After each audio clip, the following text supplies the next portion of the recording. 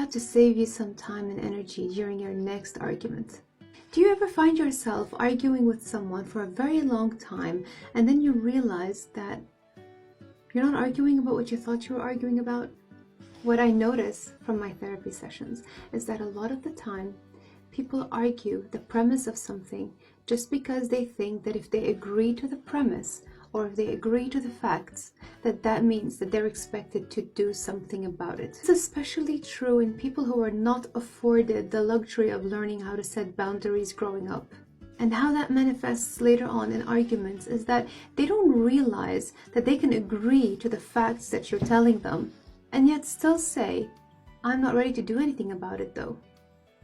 So they assume that by agreeing to what you're saying, then they automatically have to commit to doing something about it, which we both know are two very different things.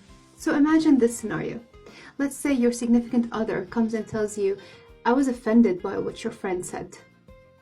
You might find yourself arguing a lot about how they shouldn't really feel offended at all. But in reality, what you're worried about is that if you say, oh, I see what you mean, I understand what you felt, that means that you should do something about it and confront your friend.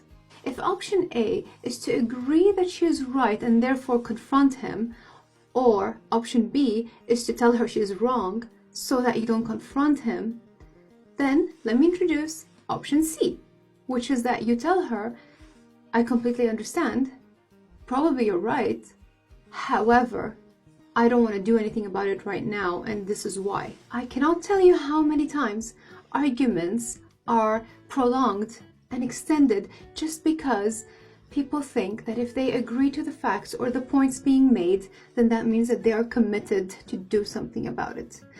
The reason why these are two very different things is the premise can be solid, can be right, or it simply can be the other person's experience, and that's fair. Their experience was like that. You can't really negate that, can you? But whether or not this is the right time for you to do something about it is a completely different thing and a completely different argument. So which argument are you having? Whether you're ready to do something about it, even though the premise can be true, depends on things such as your current circumstances, your relationship with the person, whatever strategy you have in your mind, whether something is worthy of confronting right now or not, whether you need more information or not. So this is why this is a separate conversation. It is a separate argument. The evidence that you bring forth in this argument and in that one are completely different. I often use the trick that I call yes, but nonetheless. You can add that skill to your inventory of skills. And you use that when you agree with the person, but you don't want to do anything about it right now. So yes, I agree, but nonetheless, I cannot commit to doing something about it right now, and I have reasons why. So you can use that trick the next time you find yourself discussing something with someone. What are you really arguing about?